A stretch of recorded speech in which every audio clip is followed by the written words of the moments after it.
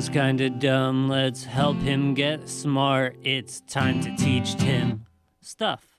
Hey, welcome to Time to Teach Tim Stuff. We got Brendan Wunderlich, and you are going to teach us today about Magic the Gathering. Yes. I guarantee it. Oh, fuck, I should have turned my phone on. I'm going to do that right now.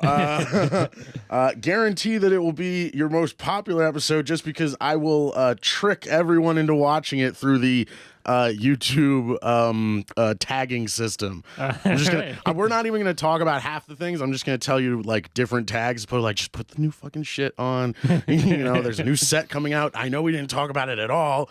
Just get these nerds in. Well, there is such a big community, and it doesn't blow my mind because it's a real fun game, and I understand why people love it, but. Even that being said, this came out when probably before I even remember it coming out. But I remember it coming out. I was like 8 or something. It came out the year I was born. When were you born? 93.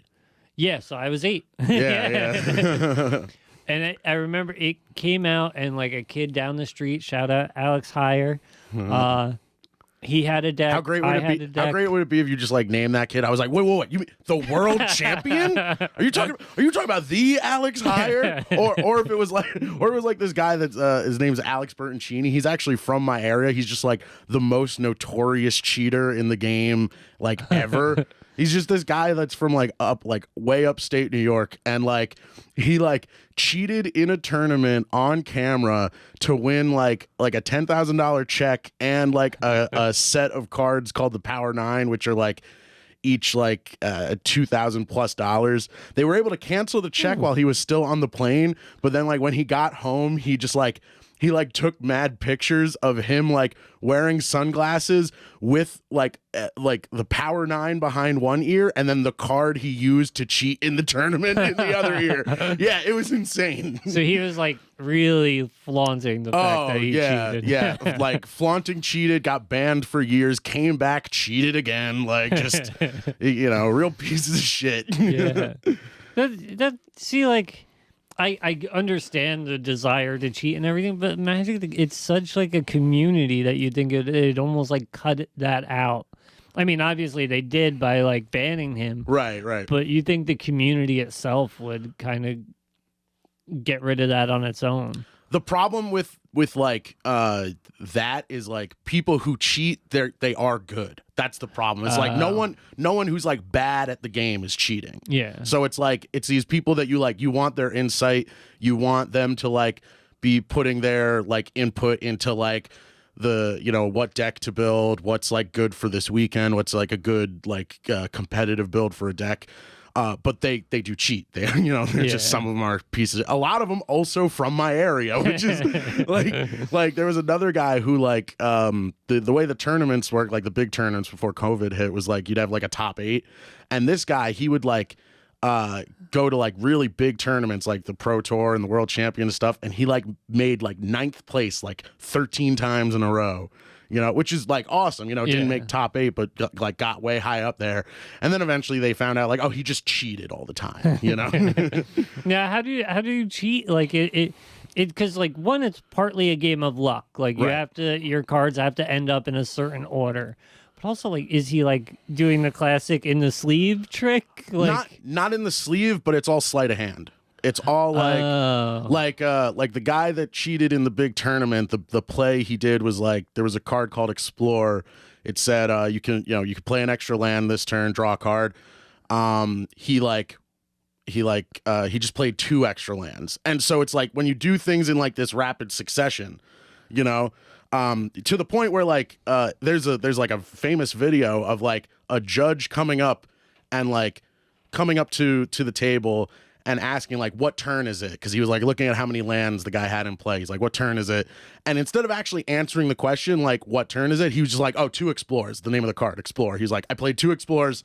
Like, that was his explanation for why he had so many lands in play. And what's crazy is like the people that do cheat, like it's not like these crazy like autistic people that are playing the game. Those people are honest, like all the Asians and stuff.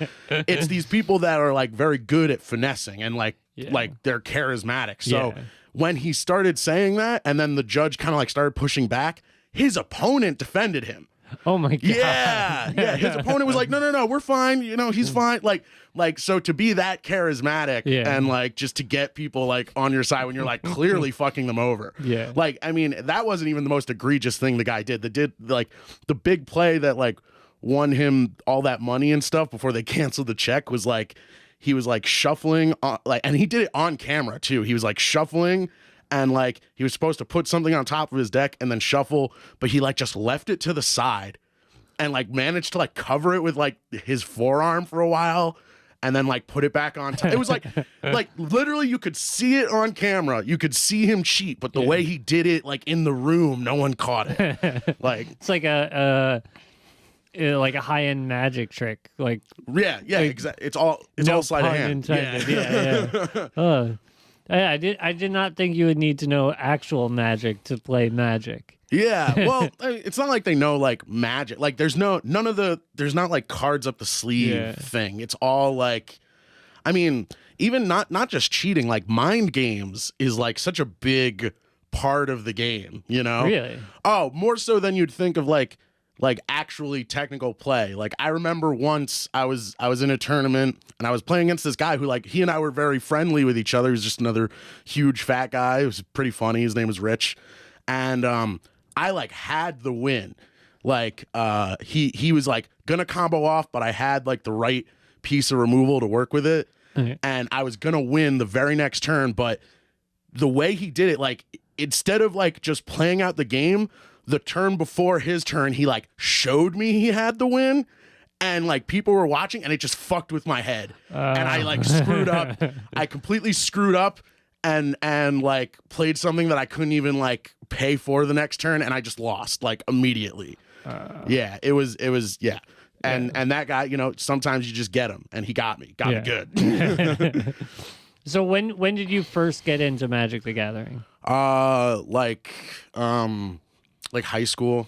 Right. Yeah, you would think it would be like way earlier than that, but no, just in the lunchroom there were other nerds that I was, you know, in calc class with, and and they're like, oh, yo, play some Magic with me, and it was also like a friend of mine that I met who was like older at the time. All right. Yeah. Did you get into Pokemon first? Pokemon was like the first TCG. Pokemon and Yu-Gi-Oh were like the first trading card games that I played. Yeah. See, like they, I actually the Pokemon card game, when I was younger, there was this place I went to in Jersey called Mongo World. I'm not sure if they're still there. But like they were like so into the whole like Pokemon League thing, and I was apparently good enough where they made me like a gym leader. Yeah. So they were like, I was like, what's a gym leader? They're like, okay, so here's what you do. You build a theme deck, but it sucks. And then you play the kids, and when you lose, you give them badges. And I was like, that sounds shitty, but all right, I'll do it. I'm not trying to build confidence. I'm trying to build my confidence. Right. God damn it. But that's kind of cool. There was a card store. I'm trying to remember. I'm not going to remember the name. But I remember to like go there, and I would always just look at the cards and like just to know what they did. Right. Because I had so little knowledge of how to actually play the game. Like anytime I would play with my friends, we'd be like reading the cards like, I think that means that I do this. Like we didn't know. Because there is like an entry level of knowledge that you need to have of hit points and you know, like tapping mana. Like if you do not know like hit points and tapping mana as terms right now, I guarantee you're not listening to this episode. Right. But like if once you do learn that, you're able to kind of move between like Pokemon, Magic the Gathering, Yu-Gi-Oh. Yeah, I mean, like you have like a basic idea. The words themselves aren't the same. Mm-hmm. Their relation to what they mean in the game aren't the same. But the idea of like what is a resource and like what is like how do you pay for that resource or whatever. Or like how do you use that resource to pay for things? Like that's all kind of like inherent in all these different games. Yeah, you know. But then you get like deeper after playing for a while, and you were saying combos before. Like once you can start knowing, like, oh, I need to use this card with this card with this card, right? And then bam, all of a sudden, like, that's a 50 hit point take, and you're yeah. Exactly. Good luck surviving that. Well, it's the same as like combos in video games, you know, but instead of like 20 buttons, it's usually just like A plus B equals dead. Yeah, that's the yeah. So like, when you got into Magic the Gathering, was it like a group of friends or just like the one friend? It was like my one friend and then like his group of friends, you know, and they were obviously they were better than me at the time, but they were like casual players. You know, the difference between like a casual player and a competitive player is like a lot of the times it's usually just like how they're approaching the game, whether the cards are good or bad.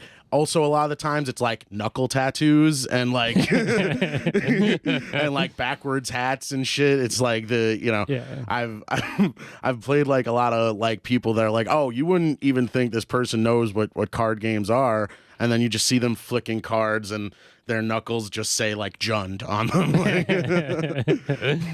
Yeah, I mean, the culture that evolved around it is so cool. Like, because it's diverse, right? Like, you would not if you watch a Magic the Gathering event on YouTube, it would not be the people you expect playing. It's so funny. Some would be there. Oh, most of them. Yeah, it's so funny because people are like, you're like, oh, it's all just like guys like me, like fat fucking retards, ass crack showing, to the point where there's like this famous guy like going around on Reddit who was like, I don't know if you ever saw it, but it was like this guy doing the this thing in front of a bunch of like people with their ass cracks exposed at Magic tournaments. He was the ass crack bandit and just taking like thousands of pictures like that. So it's like, yeah, there's that, but then there's also guys that are like bodybuilders and guys that are like there's like a famous Magic player who like he goes to all the tournaments wearing like hockey jerseys. It's like, well, very clearly he's got other interests, you know? Yeah. And a lot of them are like married. There's a lot of them with like real jobs. And then there's a lot of people that are like, that is their real job or whatever, you know? And then there's the art junkies, the people who are like just into the art of it. Because like, honestly, most of the cards are gorgeous. Oh yeah, they're all beautiful. Like, I don't know. But then there's also people that are like, they would play the game if there were no pictures at all. If they would play the game if the cards didn't even have names. You know, it's all about like how it mechanically works. All those people, by the way, usually are also like professional poker players. Really? Yeah, there's a big overlap of like professional poker players and professional Magic players. Ben Stark, Eric Froelich, David Williams, I think. Like all these guys, like they've all been like on the, what is it, the PGA? No, that's golf. The WSO, whatever the World Series of Poker. Yeah, exactly. The original WAP, the World Series of Poker. Yeah, like that, because like I never think, like, if you look at me and my friend, like growing up, like he ended up being like a punk rock bassist. Is that this guy? Yeah, actually, Alex Hire. Shout out to Pink Lady Slippers. That was the name of our band there. Pink Lady Slippers? I love that. ELS. And then like we played with this guy further down the street, Greg Bay, who like looked like a high school quarterback. Like, it's just a diverse group. Before COVID times, would there be like large events that you went to? Yeah, it was like, it's so funny. Like I remember like in 2012, I went to GP Charlotte in North Carolina and Grand Prix Charlotte. And it was like, at the time they were like making a whole big thing. It's like, wow, this is the largest Magic tournament of all history. And it's like, yeah, but literally like every subsequent tournament after that just broke the record. Like it was just like you were just witnessing the game gaining popularity. You know what I mean? And like bigger venues had to be purchased out, you know. Also, more to the point about like diversity, not only just like a lot of like what I would consider, you know, like I said, the knuckle tattoo kids, but like a lot of military plays Magic.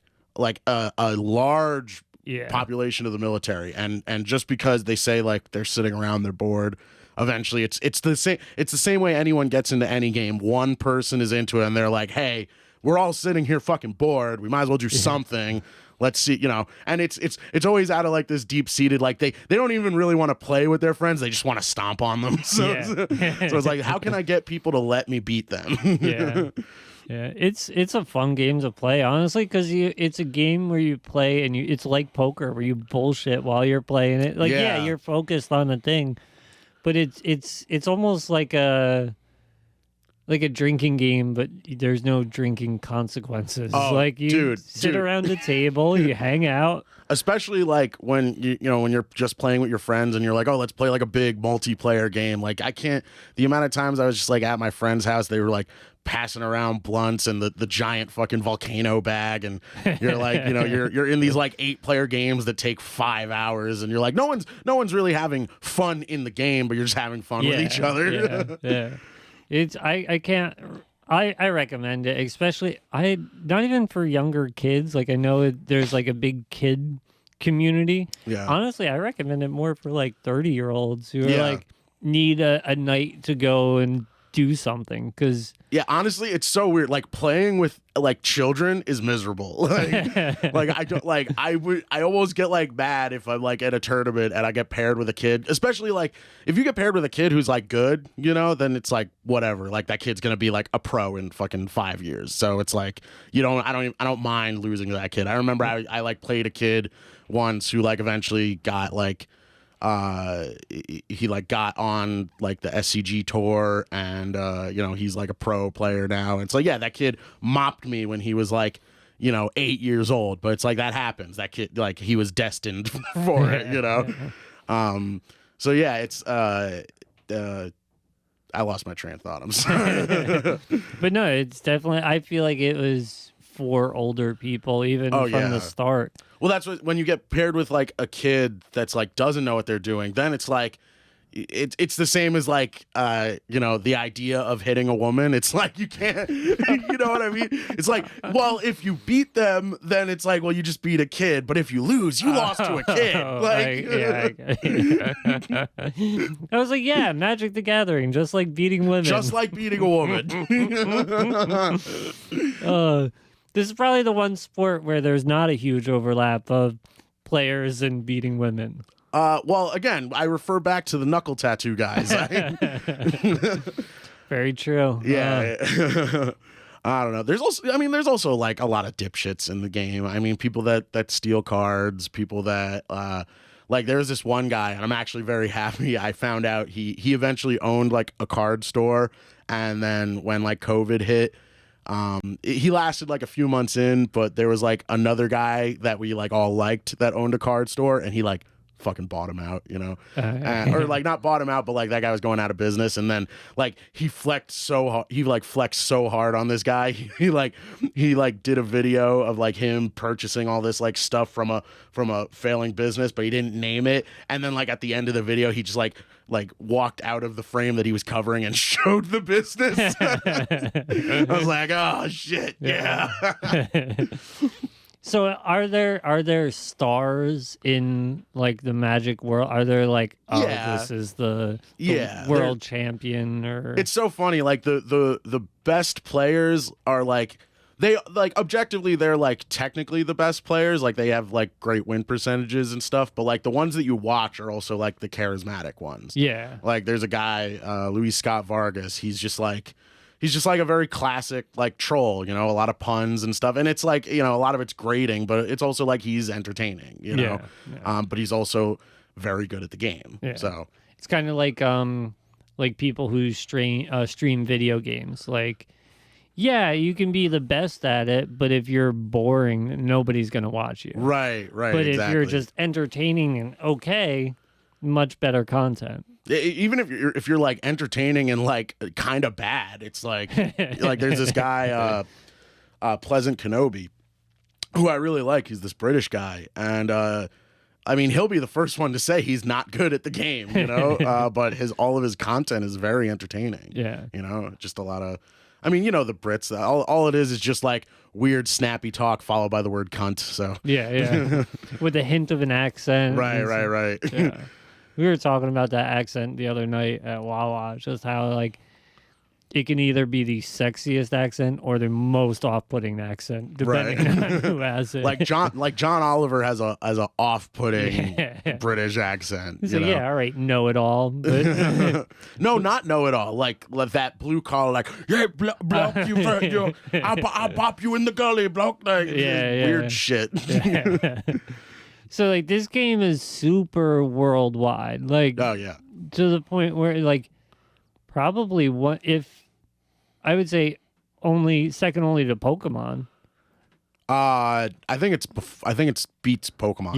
Yeah. I think it's well, I mean numbers wise, I think it's the most popular card game in existence. Huh. I mean that's the thing is like Pokemon's most of its popularity derives from like the video game and the anime and stuff. Yeah. I mean the card game's fun, you know, but it's like the thing with like Magic over games like Pokemon and Yu-Gi-Oh and stuff is like its resource management is more restrictive than any of the others. Like don't get me wrong, you can have these like crazy decks that like win on turn one or whatever, but like those decks exist way more in like Yu-Gi-Oh and Pokemon than they actually do in Magic. Like I think people they like look at like the price tag on Magic and they're like, oh, these decks must be insane just because they're like they're crazy amounts of money. And it's like, yeah, sometimes that's true. But a lot of the times the price tag sometimes doesn't even have to do with like the actual power level of the card. It has to do with like just rarity. No, not rare. It has to do with contracts that the company had with the artists. Oh. Yeah. So there's something in Magic called the reserve list, which is a large list of like all old cards that were like printed like between like 93 and 96. That like because of the way their contracts were with the artists who were painting the like artwork for the cards, they're not like allowed to reprint those cards with that art.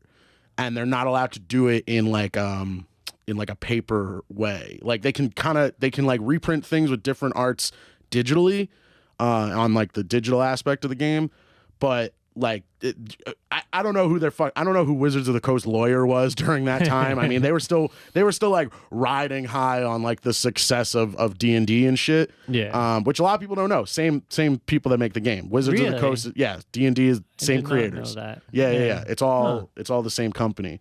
But yeah, so like it's just this like arbitrary list, and like a lot of the cards are like very powerful. Like they're, you know, a lot of them are like the lands that tap for 2 colors and you can fetch them out and stuff. And a lot of them are like objectively like broken and powerful cards, but a lot of them are just like these like big like dumb dragons that never see any play.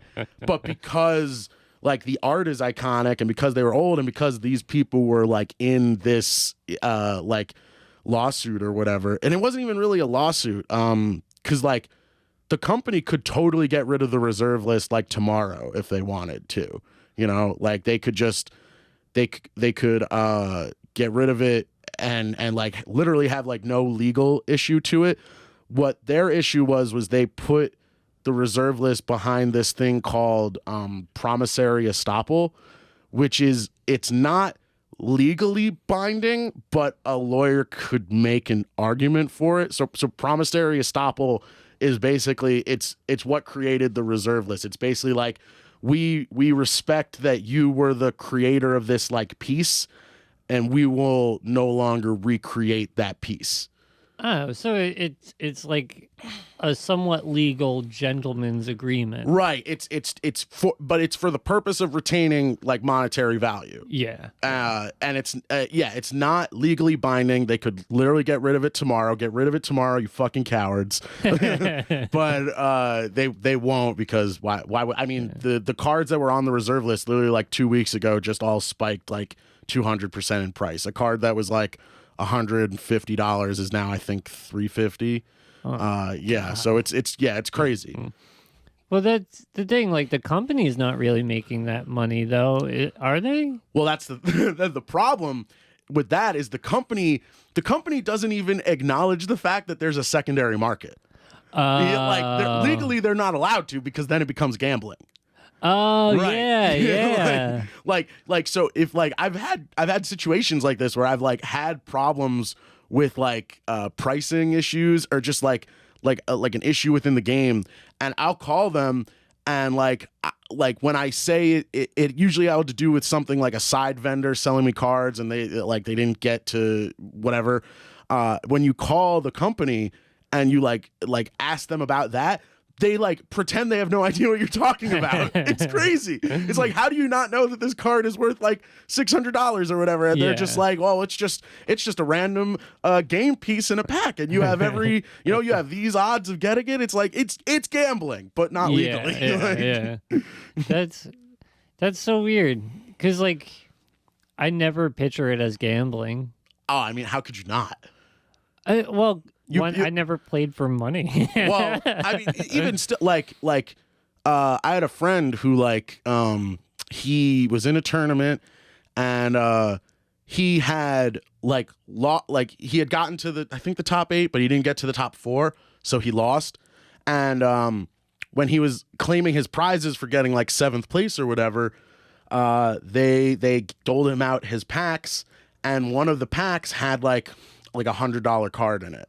And someone who was still in the tournament got pissed off at the venue because they're like, you shouldn't dole out prizes until the end or whatever. And it's like, so if that's like your emotional reaction to that, like it's very clearly gambling. Yes. You know, very, very true. Yeah. But like secondary market, so there's nothing technically wrong with reselling. No, Yeah. there's not. The secondary market is like so huge. Like there's so many different companies: Card Hoarder, MTG Goldfish, all these others. It's just like the company itself just somehow manages to be like, "What are you talking about? what company is this? We don't secondary market. We just make a game." That's so crazy, because like literally their popularity like depends on the secondary market. 100%, yeah.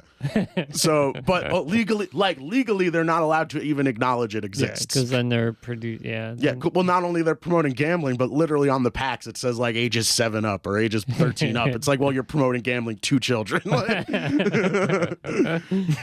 It's like if like CBD products were like, they're great for your children, right? Does your child have inflammation? Try CBD, not weed, but CBD. Right. What is it like that's like trying to sell like rubbing alcohol as a drink? It's like, it'll work, we promise. Now, you're saying you're telling me before that a lot of Magic has moved online. Well, yeah, because of the pandemic. Now, was that around before the pandemic? Oh yeah. It was around before the pandemic. I mean, I quit Paper Magic like 6 or 7 years ago. Oh wow, a while ago. Yeah. Well, because I had a deck that got stolen. Like I just had a whole backpack that got stolen at a convention. And that's a bummer, though. Right. Well, the great thing about digital is you can't steal my fucking digital cards. Like they're not in a backpack while I'm like in a fucking mess hall dancing to Caramel Dancing and other anime songs. Like, I have no clue what you're talking about. You never been to a convention? No. Ah, dude, come with me. It's fun. We'll have sex with chicks dressed up as the Riddler. That was my last experience. Riddle me this. Yeah. Oh, dude, it was great. It was this Indian chick that dressed up as the Riddler, and I was just like, what? How do I make this racist?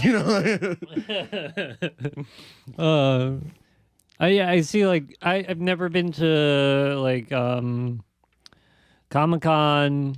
I've never been to the only conventions I've been to are Narcotics Anonymous conventions. Oh shit! Are you an addict? Oh yeah.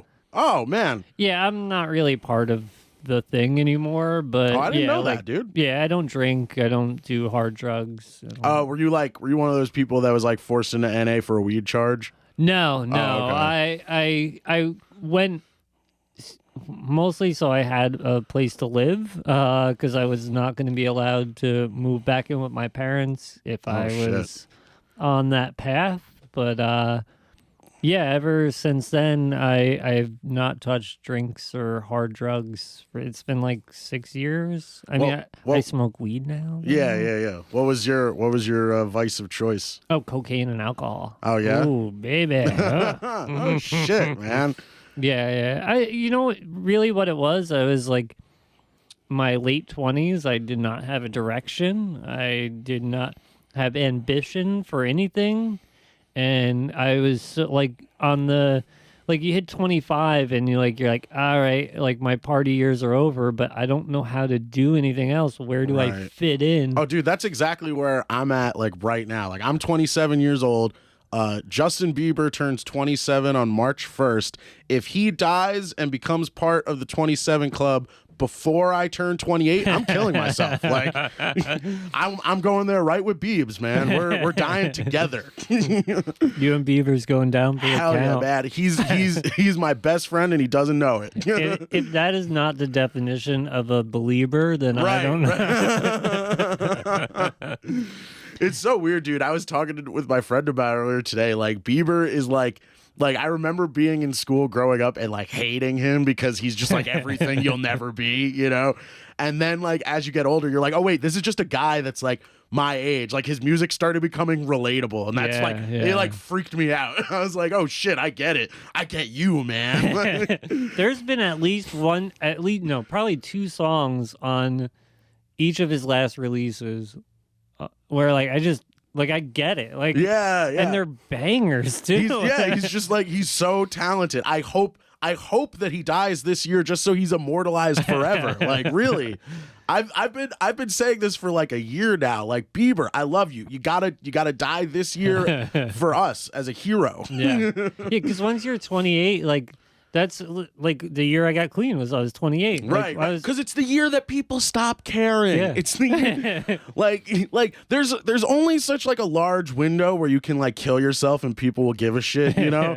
like when you're a teenager or like the ages of like 18 to like 24 or whatever, it's like, oh, you're just getting out into the world, like life is like hitting you in the face, so when you kill yourself it's like sad or whatever. It's a tragedy. Right, but then like between like 25 and 35 or whatever, like you haven't started your family yet, you know, like if you kill yourself no one gives a shit. Like it's like, oh, that guy should have got help. Right, exactly. You know, once you're 35 and you got like a kid, then it's sad you left a kid behind or whatever. But but like I was thinking the other day, I was like, yeah, I'm 35 now. Like if I die, it's not a tragedy anymore. Now it's more like, what did he do? Right. How was he living? Who dies at 35? What a piece of shit. Right. Who gets to 35 and is it just like, I'm just gonna ride the rest of this shit out? Fucking, it sucked already before, but we'll make it work. Because like now I'm at the age where like time moves fast enough to where if I'm like having like a shitty week, like it's just a week. Like and then all of a sudden I'm in the next week and I'm like, all right, this week isn't as shitty. Yeah. Oh man. Yeah, the passage of time is really been fucking with my head lately. Oh god. During this whole fucking pandemic, it's nuts. Like I feel like months go by quick, but days and like even weeks go by slow. Yeah, I know exactly what you're saying, because it does feel like it's crazy that this shit started in March. Like we haven't even hit the full year yet, you know? Yeah. When it feels like 2 or 3 years, you know? Yeah. It makes zero sense at all. No. Like passage of time. But I've been having as much fun with it as I can. You know. I have not. I've been trying. I want to have more fun with it.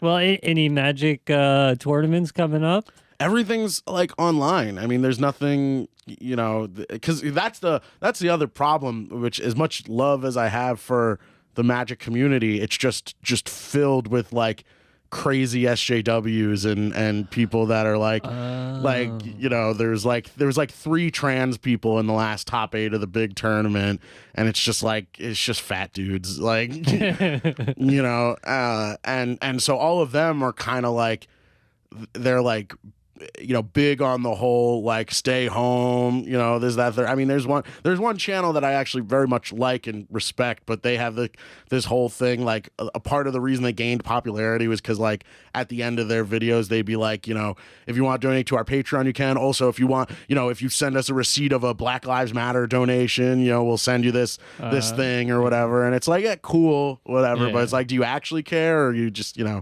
like riding the wave? Yeah. Which it's kind of, so it's a interesting overlap then, because of like where Magic started, like especially with the Dungeon and Dragon roots that I'm learning of now. Or like when I was growing, if you played Magic, you definitely got picked on. Oh, like 100%. 100%. Yeah. So now it's like for them to take on the voice of other minorities or whatever you want to call it's kind of endearing, but also like I have a problem when large groups decide that one way of thinking is the right way. I don't know how to say this. Well, I'm trying to not get in trouble. No, don't worry. I'll get in trouble for you. Don't worry.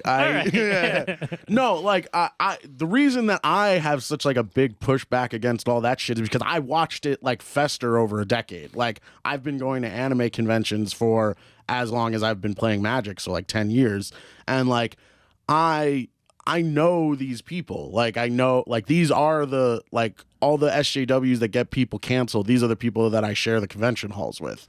Like because I remember seeing like the roots of it starting early. But then you like when you point out their own hypocrisy to them, it's like they're the people that are like cultural appropriation is wrong. It's like you guys literally pretend to be Asian. Like what do you mean? Like, and they're like, well that's different. It's like, why is it different? Because you're saying it. That's the only reason it's different. It's not actually different. Yeah.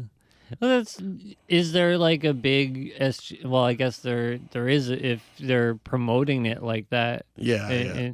So are these like people who are content creators? This isn't the actual company itself, right? It started as content creators. Well, right now the company is like they're trying to catch up with their like radical base of fans.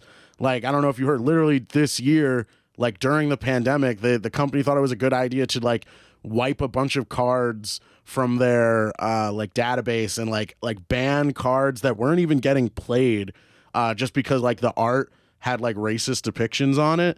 Oh. Like there was this one card that like basically had Klan members on it, which is like it's like admirable that you like want to get rid of those, but also at the same time, like isn't it like weird to get rid of those? Like because it's not like they're depicting it like positively. Yeah. Like the cards like usually are doing like a negative thing to your opponent. That's the whole like point of the game. So it's like they're very clearly not showing it in like this like glorifying way. So why get rid of them? Not only why get rid of them, but like literally people didn't know these cards existed until you brought attention to them. Yeah. Like well, they were worried that they were gonna get in trouble. Right. It's the preemptive, tweet delete. Right. Yeah. Exactly. Yeah. Dude. Oh man. I just deleted my Facebook. Like not to like I didn't delete it. I just like uninstalled it on my phone because I don't want to get notifications from it anymore. Yeah. I kept Messenger and that's it. Yeah. But like the fuck. Where are they going with this? What were we just talking about? Tweet deletes. Oh yeah, dude, for like literally when the pandemic started and for like almost the past year, I would like go through my Facebook memories and just like delete everything that I fucking I was gonna go through the whole year and then just gaslight the shit out of people, just be like, what? I've been a good person this whole time. Like I've never said anything bad ever. Like oh yeah, well wait, where'd it go? Right. It's gone, bitch.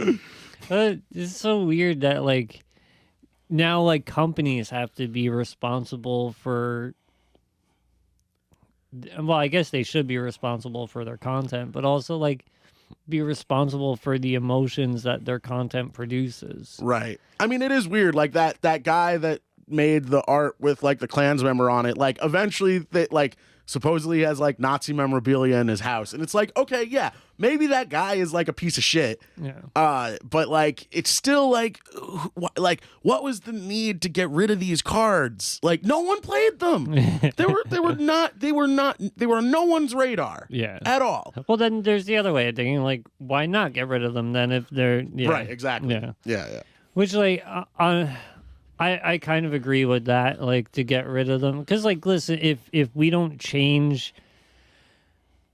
the way we used to think. So, like, I don't know how to say this. I have the idea in my head. I've been having this problem all day where I want to say something, but I can't, like, put the words in the right spot.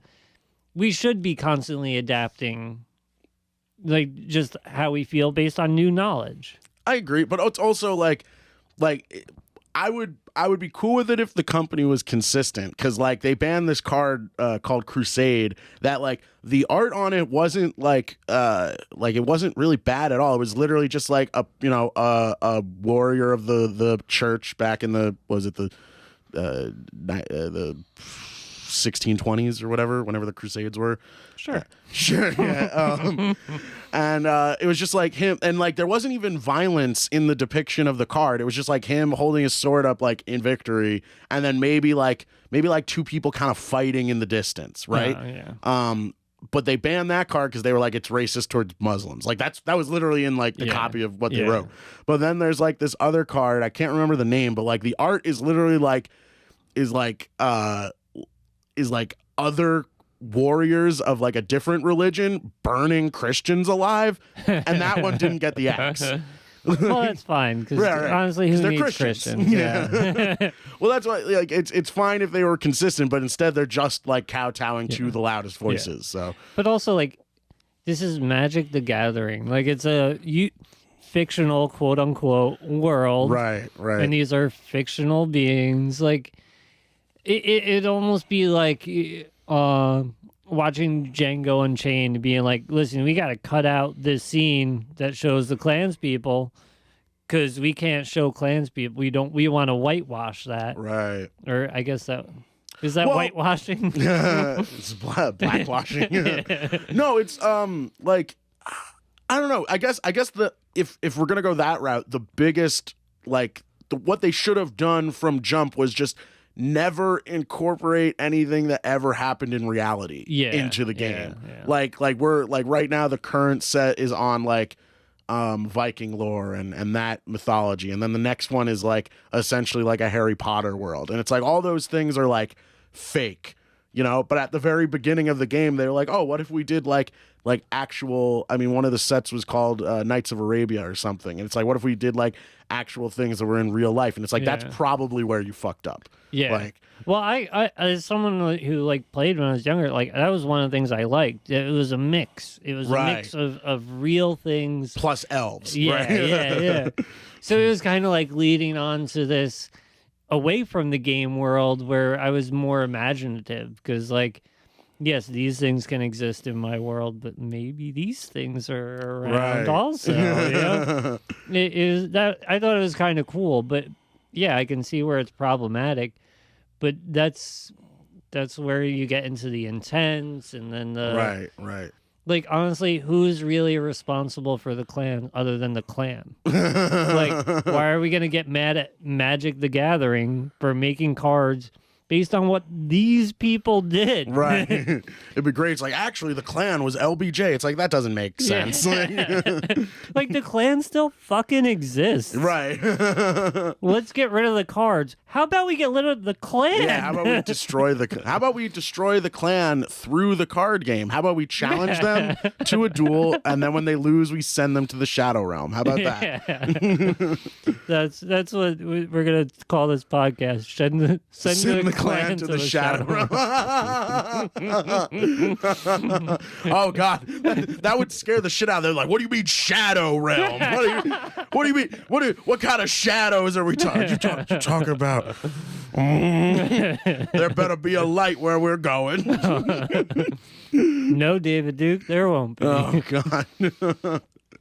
Someone was telling me the other day there's a basketball player who's a black guy whose name is unfortunately David Duke. That's And I was just like, who are his parents? He should just like, it would be so easy to make it like a basketball name. He's like, yeah, my name's David Dukesbury. Like, just make it Dukesbury, and then that's a basketball name. Yeah, At least maybe, I don't know. I don't know nothing about basketball. Someone teach me about basketball. Who'd be good to teach you about basketball? Who plays basketball? Ryan Rummel? Ryan Rummel. Ryan Rummel plays basketball. Part of me was like, think of a white guy. Don't be racist. What's funny is we could not think of a black guy. It was immediately that Ryan that just came to mind. Yeah. Well, he's the only one I've heard really talk about playing basketball recently. Right. He's like tall, but he's not Josh Wells tall. Like Josh is too tall for basketball, you know? Yeah. Well, so we had this kid growing up, Tim Hardigan, nice as pie. I hope he's doing well. Haven't heard from him in a while. I doubt he watches. But everyone like constantly expected him to be a good basketball player because he's tall. Right.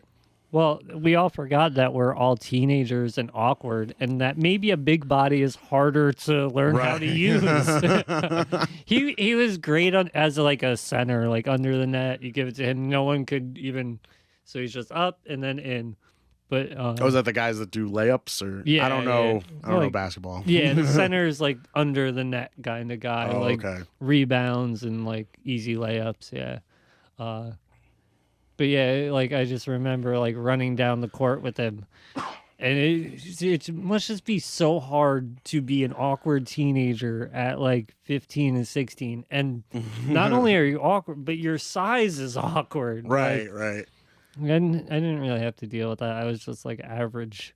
I remember like the large girl in school, like the giant, like 6 foot whatever girl that was also like brolic, that of course like played basketball and then played college basketball, and you're just like waiting, like, when are they gonna come out? When are they? They can't like dick. When is that? Just I don't even care. No one likes you, but let's wait for it. I just want confirmation. Yeah. I just want to know. I want to know a lesbian. Right. Yeah, I don't. High school is such a weird time. Like, it's like part of me is kind of like glad I didn't add on. Dude, that's why I deleted my Facebook today. Was like I left a comment on someone's page on just a friend, like an old friend of mine is quitting cigarettes, and I left something like positive, like, oh, you're gonna fuck up, but like whatever. And then like, no, I mean, it's like I was just like he was just like, what's the key to quitting smoking? I was like, there is no key. Right. Like you're gonna fuck up. Make mistakes, yeah, it's okay. You're human. Yeah.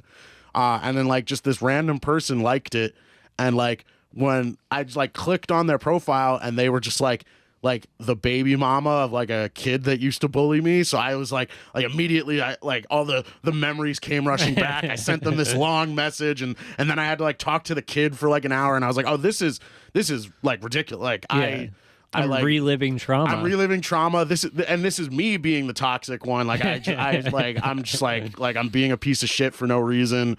Fucking. So I was like, I just gotta delete it, you know. And then I made sure. I was like, how do I like get rid of my Facebook but keep Messenger because I still want to get laid? Like, how do I, you know? You use Messenger to get laid? I use any form where I can talk to people to get laid. Yeah. Most of my sexcapades start digitally. They have to, especially now. See, I'm the good one. I've been doing COVID safe dating forever. You know, mainly because the people I meet just in real life don't want to touch me. So I have to find the ones that are fucked up that are like 50 miles away or whatever. Yeah, that's definitely added a challenge. I've taken up sexting. Yeah.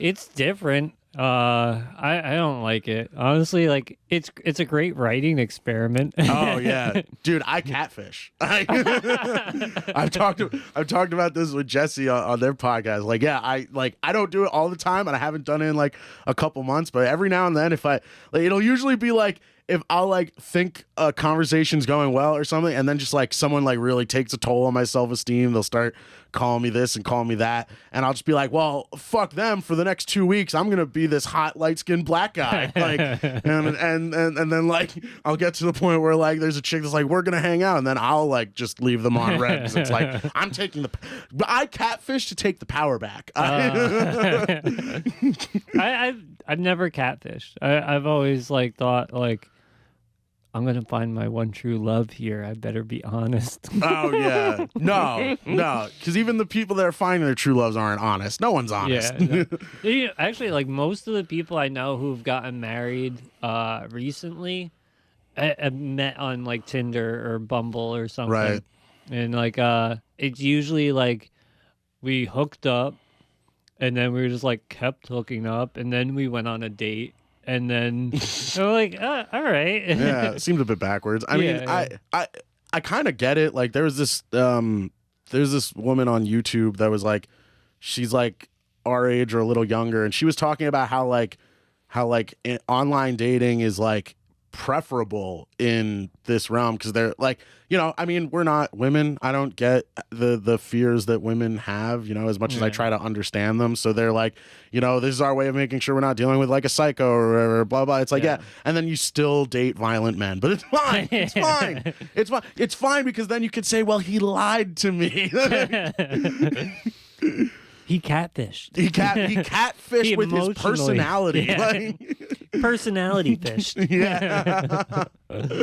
Yeah, like I honestly like I kind of prefer online dating as like a way to get to know people ahead of time because nothing's worse than going on like a couple of misleading dates. Right. Yeah. Because I just think what a waste of time. Oh yeah, dude. Especially if you're like, have you ever had a date so bad where you're like at the end, I'm like, I'm gonna suggest we go Dutch. Like I've had that bad of a time. I don't know what that means. Well, you split the check. Oh. Like a date that's so bad that's like you should have to pay for your part. Like we both know this is going nowhere. So why don't we each put something into this transaction? That's why I never dinner date first date. Yeah, what's your first date? Coffee. If we can hang out for a half hour and I'm like, all right, I want to spend 2 hours with you. Yeah. Then like I'd rather dip my toe in the pool first before I like jump in. I think my problem is like I'm great at like the initial like getting to know people thing. Like I like, you know, even for all my physical faults, I'm like fairly charismatic or whatever. But then like keeping it going past like date 3 is hard. Like I remember like there was this one girl, we did like the first date was coffee, it went great. Second date was a movie, ended with a kiss, it was nice. And then like I didn't know how to keep it going from there, and like I fucked up when like the third day I was like, well, do you want to get coffee again? I was like, oh, like you can't do that, you know. But I was like fucking 18, I didn't know what to do, you know. I was gonna say that'll change when you get older because no one's got time anymore. Right, they're totally cool with the same date 20 times over. Yeah.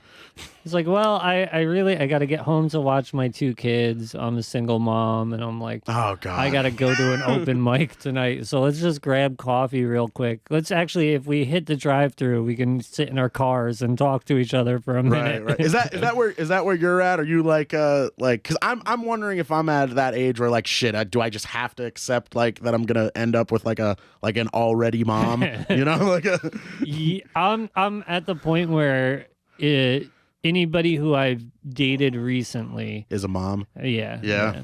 I'm kind of at there too. I mean, my problem is right now, like the only chicks that are like paying attention to me are like a little older than me, which is like you'd think it's like great, but it's still like, oh, they're moms. Yeah. Well, that's the thing. Like you're not that much younger than me, but like it feels like a bigger generational gap, right? Because I feel like once you hit 30, 32, like that's when you kind of like give up a little bit of your idealism. Yeah. For lack of a better term. Like the perfect relationship does not exist in my head anymore. Yeah. So like I know there's going to be give and take on her end as much as my end. I just don't want the give and take to be like a whole other human being. That's kind of where I'm at. Like, yeah, but like most of the people I know who I like, the personality type who I would date, who are somewhat driven, mellow, most of them have already been married. Because most of them got married when they were like 26, 28, because they were at that point then. Now that like I'm now in like a settled down, I'm so not in a settled down phase. I don't know why I said that. But looking towards that, like most of those people have already done it. And fuck. Yeah. So are we just screwed as like guys in this age bracket that are dude, have you ever like I never understood the guy that's like, you know, the people that are like they're always in a relationship. Like, how do you even know that many people? Yeah, I haven't been in a relationship, like a literal actual relation. I've been entangled, for lack of a better term, since I was probably 24. Right. And like that's like 11 years, yeah. So like I don't know. I also don't know. I see their lives and I don't know how they put up with the shit they do. What do you mean? A lot of the relationships I see from the outside, I don't understand it. I don't know what each person gets out of it. Oh, yeah. And I know that's probably the wrong way to look at it, but I can understand the dynamic they have together. But as like I can't figure out how they got there. Like, yeah, what I don't get is like the same women that'll be like a man needs to have like his shit together, job, car, you know, place to live, all that, etc. It's like they're also the same people that are like, you know, I'll stick through you with everything, you know, love is blah blah, you know, during the hard times. It's like, well, wait, the hard times are not when you have all your shit together. So like, which one is it? Yeah. Well, that's what I was saying. Like, I know what's gonna happen. I'll have this idea of what I want in my head, and this, and this, and then my heart will fall in love with someone who has none of that shit, and I'll be like, oh fuck, but I love you. Yeah. Oh, shit. The worst is when you like convince yourself, like someone that does check off all those boxes, and so you convince yourself you love them, but you just don't. Yeah. That was my ex, was like, you know, everything in it was like, you know, no kids, fucking seemed to like, she had like a good head on her shoulders, but she didn't like have like a plan for the future at all. And she had like a lot of these motherly qualities or whatever. But then I was also like, oh, but like we just like we're just not compatible. Yeah. Like we dated for 2.5 years, but it's like, oh, we don't like, what did we have in common that whole time? Yeah. Like fucking nothing, you know? And that's probably the thing that I don't see that like people get out of the relationships is that chemistry. Right. Chemistry a lot of the time is fucking invisible. Yeah. You know, like whenever I'm judging a relationship from the outside, it's usually because I'm jealous. Oh, of course. So much jealousy. Yeah. But you're just like, what do you see in that guy? I could be. I was like, yeah, maybe you could be, but like not for them. Yeah. Yeah. That's what, I don't know. Like, I think I actually don't mind being a stepdad. Yeah, you think? Yeah. Oh, man, I don't know. What if you? I don't want kids though. That's the thing. Oh, see, yeah, that would be cool. I would like to be a stepdad too. Now that I think about it, because then if the kid gets fucked up, you're like, well, it wasn't my genes. Yeah. Well, you're like, I never brought him into the world. I was just kind of there for part of it. Like, yeah. I always made the joke that it would never be. I will never make the decision to get married. Like, I don't want to really be married. Oh yeah, dude. But like, when you're like a kid in high school and you're like one of these dudes like us, and you're just like, yeah, man, I'm gonna wait for her to propose. And it's like, that'll never happen. You're a fucking retard. Like, that'll never happen. but if she makes the decision that we're getting married, I'll propose. Oh yeah, you know what I mean? Like, if you just be like, hey, honey, when am I proposing again? And how do you want it? You're gonna act surprised, right, in front of all these people? Oh wait, no, I'll plan it. If I know that it will bother that person if I do not propose, like that would be like the end of the relationship, I'll do it. Like I'll do the marriage thing. I don't really see the point for it. I like the idea of having a party to celebrate a relationship. Whose joke was that? There was a comedian that did the joke. He's like, guys don't get married because they love. They get married because like, well, why not? You know. Like... I don't know, but yeah, it's pretty much that's a solid joke. Right. I think it was just like I guess. All right, sure. Like, and that's how it feels. Yeah.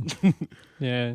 But I have no prospect right now, which is kind of sad, but also like it's great because I can just go to open mics all the time and do whatever I want. Yeah, I'm like, I've been so far this year. I've been doing okay on like just like getting laid, but like I've no like emotional footholds in anyone, and that bothers me because I'm not like, it's fun. Getting laid is fun, but that's not what I'm looking for. But yeah, you're 28? I'm 27. 27, yeah, so you're at the end of where that's fun. Right. I have only 6 more months to kill myself. That's what you No, you got to get famous first. Are you secretly famous and I don't know? Dude, that's what I was thinking before. Like, imagine if like you don't actually need to get famous to be part of the 27 Club. Like, just like you just kill yourself at 27 and you get up there and you start chilling with like Hendrix and Cobain and Winehouse, and you're like, I thought I had to be famous for. Like, no, dude, you just had to kill yourself. Yeah, now it's you're just a number. Yeah. Now you're up here, fucking crack a bottle, listen to Smells Like Teen Spirit. We're good. That'd be funny if heaven only exists for people who are 27 and kills them. So, like... I did a joke like that like years ago at a comedy club. I was like, what if the Bible got rewritten like weirdly, and it was like, what if only people that committed suicide went to heaven? like they got it all wrong. It's like, oh shit. You ever see the movie Wrist Cutters, a love story? What? No. That's definitely a movie? check it out. Yeah, Gogol Bordello does a couple songs on it. That's how like I learned about it. It's a weird movie, but it's interesting. But it's that idea pretty much. It's like it's purgatory. It's not.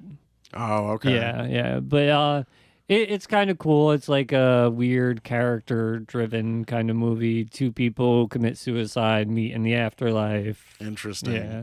Interesting. But yeah, it's a good movie. I like that. But that's what made me think of that. There's a lot. I mean, all of the shit that like I watched that's like in that realm, it's all fucking anime. It's all like weird, like there's a show Death Parade. It's like you could play a casino style game to get your life back, and it's like, well, is that how the real world works? Yeah. That's what if like all religions got it so wrong, and really you get up there and God's just like a game show host? Yeah. Well, I like the idea that like in my head it's like whatever you think is gonna happen when you die, you're right. You're right. Oh, like, yeah. wherever you think you're gonna go, like when I die, I'm gonna go to an anime world. I'm gonna become either a ninja or a swordsman of sorts, and that's what I believe. And it would be cool if everyone just got what they wanted when they die. Yeah. You know, except like. Then how do you determine where people like go to hell? Like what if hell is what they wanted? Like, yeah, hell is probably like, you know, who probably goes to hell? Catholics. Right, because they fetishize it so much.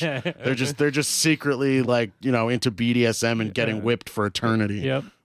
Oh, Jesus. Sorry, Mom. But yeah, no, like, I don't know. Afterlife is so beyond me. I was trying to write a joke like, why don't more Buddhists kill themselves if they believe in reincarnation? I saw on your wall is just a sticky note that says suicide ? Which you know, is definitely an eye catcher above everything else on your wall, because it's right under Tommy, and then right above brother-in-law. It's like, is that where are you gonna kill yourself because of your brother-in-law Tommy? And how bad of a guy is he? It's actually my brother-in-law's birthday and my nephew's birthday. As a gift, he won't kill himself. You're welcome. Or no. It's the will he or won't he in like the romance, but it's will he kill himself? Like, will he or won't he? Just plucking flower or petals off a flower.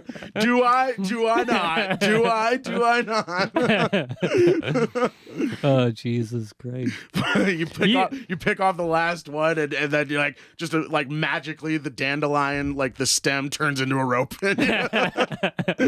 You don't get to choose anymore. That's what I always thought, like, nothing would make somebody not want to kill themselves more than an attempted murder on them. What do you mean? When I have been suicidal and I've almost gotten in a car accident. Yeah. You know? Like, yeah. And like that, like, it helped so me funny, like be like, am I? It's so funny because part of you, yeah, you're like I'll be driving, I'll be like, just fucking ram your car into the side right now, just turn the wheel, but you never actually do it. And then someone runs a light and you almost hit them and you're like, oh my God. Right, you're like, oh, I'm so glad to be alive, but are you? So like the dichotomy of it. I was gonna wrap back to Magic the Gathering, unless you had. Do you have anything else? Anything more on suicide and baby mamas? No. So, if you were someone who wants to get into Magic the Gathering today, how would you go about it? Download either MTG Online or MTG Arena. You got to go digital. Just because. I mean, I would have suggested digital even before the pandemic, but considering there's no paper events right now and that like your local game store is suffering, like, I mean, it would be nice to like try to like figure out a way to keep your local game store in business or whatever.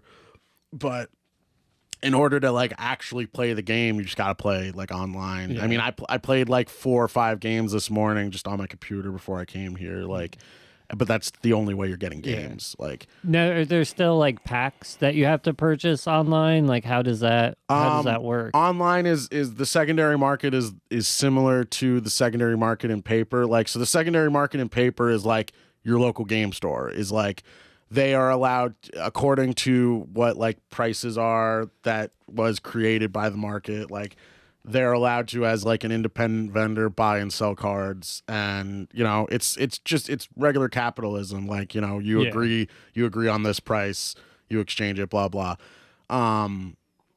As far as like online, it's similar. It's, you know, it's not your local game store. It's all more corporate. But it has to be because there needs to be like a data bank of like these different accounts that are holding all of these cards that you can trade. Either it is money, but it's like money in the form of like you pay into the platform for like tickets, and then those tickets provide the money to get the cards. It's almost like a weird form of Bitcoin. Yeah, because I'm sure there's like only this set amount of these cards, so then they have to have like serial numbers to track. Right. Well, you can like it. A lot of it is like it is gambling. Like I know, like I'll draft, which is a form of the game where you like open packs and build a deck like on the spot. And that if you like let's say a draft costs like $12. If you win, you get like $18 worth of value. You have to trade it all in order to get like the currency that it is accepted in the game. But like if you keep winning, you can what they call go infinite. I mean, you know, I've spent $12 on one draft and have drafted. I think the max I got was like 10 or 15 drafts out of like one $12 purchase. So the value I got was in the hundreds. Yeah, you know, but like. What the fuck was I saying with that? You know, you can go infinite like that. I mean, it's strange. Oh, sorry. It's strange, like trying to get people. Did I screw things up? No. Okay. It's strange trying to like how to get people into the game because like it feels like the game like obviously in paper it feels like the game is dead.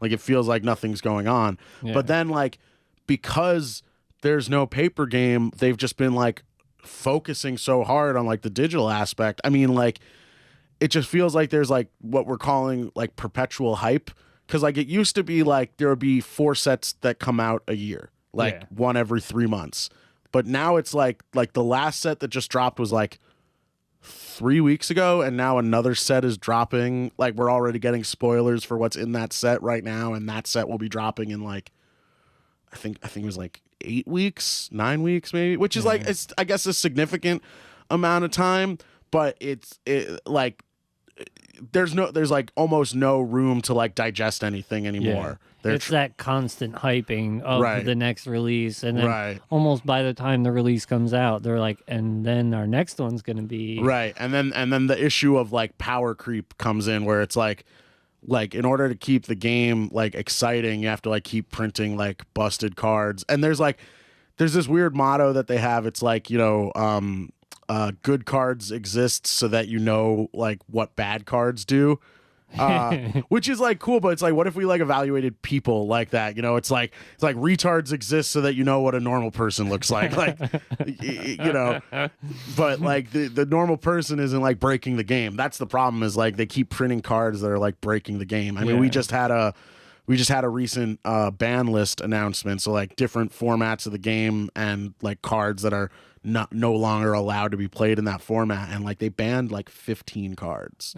And so like it used to, it happens gradually, like it does happen slowly, but like at power creep, like if you were to look at it like as a graph, it's you know, it's like logarithmic or exponential. Like it used to go slowly, but now it's like it's curved up, and we're on that upswing where like every set something new and broken is being printed.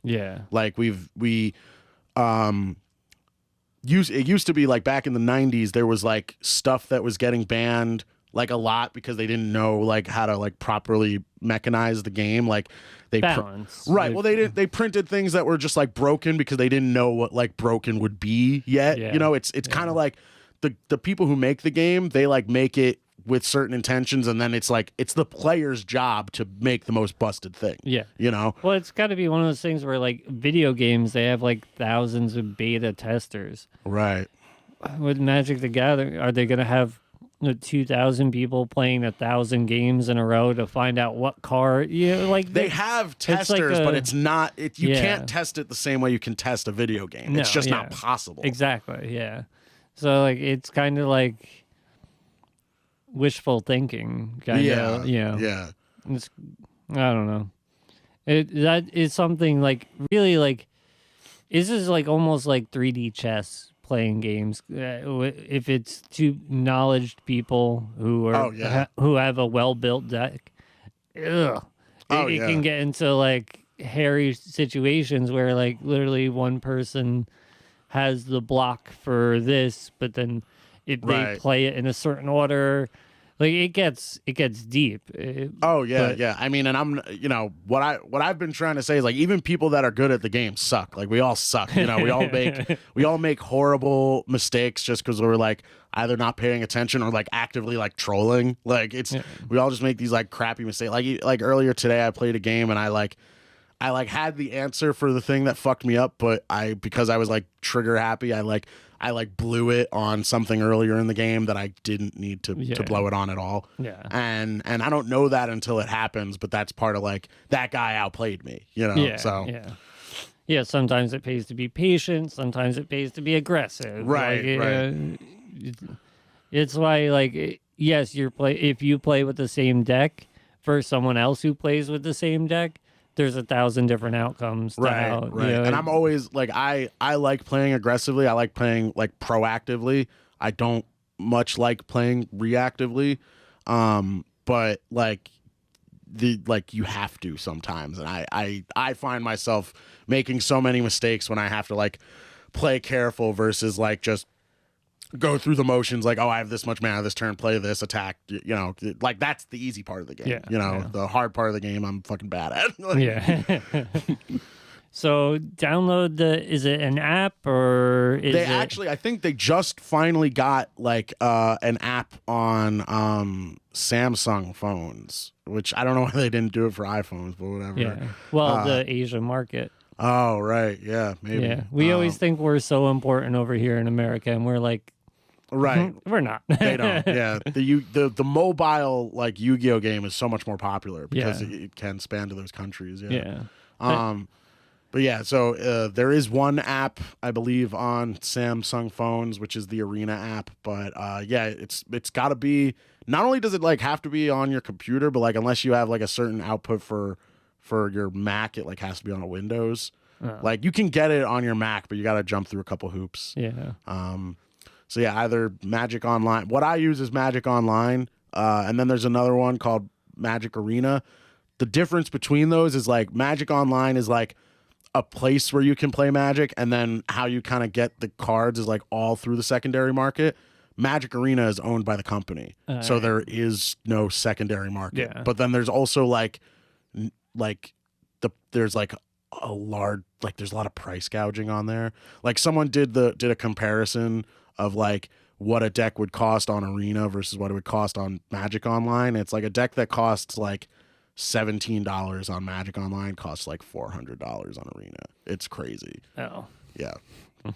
All right, so you can choose which one you would rather. The problem is that Arena is the one that's recognized by the company, so it's like the one that's like you can participate in games that like you could, like they're still holding digital tournaments, the ones that used to be in paper that would like boost your what they call a DCI rating, which is like your player rating. Yeah. That would get you into like the Pro Tour or other stuff. So it's like it's price gouging because they're saying like if you want to play our game competitively, you have to pay what we're putting the price tag on it to be, you know?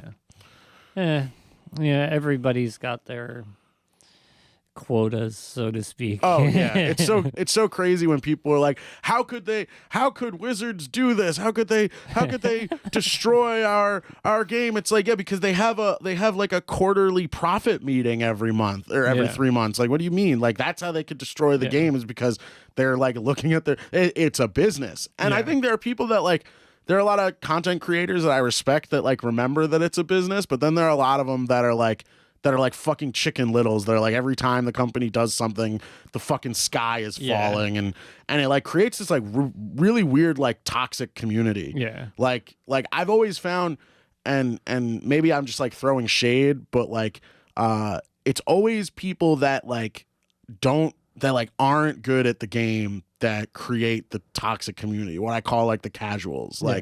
Like casuals will always like talk, like, at least for the format that I play, which is multiplayer, and it's meant to be like by the players for the players. You know, it's like the most popular format. It's literally like what the company has like changed their business model to cater to, because they know that like it's the most popular format. But like there's such a hardcore community of like these people that are like, we want to have a casual game, you know, don't bring a competitive deck, let's have fun. But then you like actually watch these games and you actually watch these people interact with each other, and like, one, the game itself is not fun. It's like long and drawn out and like very boring or whatever. But then also these people are like, if you're not playing exactly what I like if you do anything outside of the game of what I deem as an acceptable form of play, then you're an asshole, you're a bad person, this, that, and third. And it's like, they call them, they're like the ones that are like, I just want the casual game, I just want to have fun. It's like, you're the most toxic. Like I've always found like playing competitively and like being good at the game, when I play with like other competitive players online, they're always the most chill. Like they're always like they're always the ones that like I tell them like, you know, we'll start the game, like good luck, have fun. I'll be like, light them if you got them, you know, like I'm always smoking weed while I play. And like they are too, you know. They like high level chess, you know. They like chess with variables, you know. They like it's so weird that like being good at the game is like frowned upon in certain areas. It's so strange. I don't get it. Well, it reminds me a little bit of the comedy world. Like, oh, you can't say that. Like, it's usually coming from people who can't say funny things. It's always, it's like, you can't say that. It's like, yeah, but it killed. Like, you heard the way he did that? It fucking killed. So like, what do you mean he can't? He just did and it worked. I think there's always an outside feeling, and there's things I've been on the outside of that I've talked shit about, like, just because I was on the outside. I get that. But I learned that you can't tell people they can't do something, or you shouldn't try to control what people do. Right. Well, what I've noticed, I guess specifically to Magic, is like all these casual people, like they only play casually. But like when you talk to like competitive players, they're like, oh yeah, I have a casual deck, you know, I'll bust it out when people just want to like play a game that's like, you know, if we're just hanging out and you want to play like a 4 or 5 hour game, and You want to sit there and whatever, like, oh, we'll chill and unwind. But it's like, is it fun? Like, no, to me, like the fun part is like, solving a puzzle and, like playing high level games, and that's fun to me. And I'm not here to yuck anyone's yum, but like, it's always the people that are like, it's the competitive players that are like more chill. And obviously there's outliers for all of it. I know a lot of competitive players that are just, silent autistic fucking douchebags, and they don't know how to talk to people. There was this one guy, the one guy that I mentioned before that like lost his store. He was a competitive player, but he was like the worst piece of shit. Like he would like make fun of people that were like new at the game, like that like kind of sucked and didn't know what they were doing yet or whatever. Like actively make fun of them in a game. And again, there's always room for shit talk, like amicable shit talk when you're sitting down across from someone and playing a game. Like that would be my favorite thing. Like I would always love playing with this guy Jamal, just because like he's just like this big black guy, and he would like we both fenced, and he was very funny, and we would just sit down and just horrible shit talk to each other. But it was fun. It was still fun. But like this guy would shit on new people, and then he would also do this weird thing of like if he wanted a card from someone like in a trade, but they're like, oh, I don't want to get rid of this, he would do this thing. He'd be like, well, what do I have to offer you? You want my car? Do you want my like? And he'd start like pulling out his car keys and like weird shit, and then they'd be like, well, wait, what? He's like, you want $500, blah blah blah. And then like when they like obviously didn't know like giving them like an offer that they like couldn't refuse, like $1,000 or something, then he'd be like, see, everyone's got a price. It's like, what point did you prove? Like you're just being a douche. Like what point did you prove? You proved nothing, I don't get that. But I'll tell you what I do get, that Magic the Gathering is a good time. It is fun. It is fun for all its faults, for all the for every backwards hat and every fucking knuckle tattoo. Yeah, every knuckle tattoo and all these whiny crybabies. It's still fun. Yeah. You have anything coming up? You want to plug anything? No. Last month I had some stuff, but no, this month I haven't been on stage in like 3 weeks. I was tough. Well, my job Valentine's week was just so busy. Yeah. So. True. Yep. I have a show March 25th at Scotty's Comedy Cove. Just message me if you want to go. I'll find you how to get you stuff. I like this. We talked literally nothing about the actual gameplay of Magic. I just taught you about corporate greed and assholes, and that's fine. That's all you need really to know to play Magic. Otherwise, here's the basic rule of Magic in terms of like how to learn how to play. It's literally like a meme. RTFC. Read the fucking card. Like, no, for real, like there's so many. I get it. It's like kind of daunting. There's so many words on the card, but like as soon as you have like even the basic understanding of how the game works, just read the card. It's all there. It all makes sense. Yep. Like, sometimes they change like specific verbiage, like the term converted mana cost just got changed to mana value. So it's like sometimes they change like certain verbiage, but it's all intuitive. It all makes sense. There's always reminder text on stuff. Like it's designed for the beginner, right? Like, always. First of all, so like pick up a deck, go online. I enjoy. I haven't played. We played a couple times when I was like 26 or something, just as like hey, remember this? Right, and, right. Like it was a good time. We just sat around, we drank, and we had a good time. Yeah. It's always a good drinking and smoking game. Just big table and all your friends. As long as none of them are whiny, it's a good time. Yep. Where can people find you? B Wonders everywhere. BWUNDERZ, including Magic Online. If you want to make my handle on Twitter and everything is the same on Magic Online. If you want to make a deck and we'll sling some cardboard. It'll be fun. Yeah, smoke them if you got them. Smoke them if you got them. All right, play us out, Tim. Tim's kinda dumb. Let's help him get smart. It's time to teach Tim stuff. I love that. Thank you so much for doing this. Hell yeah.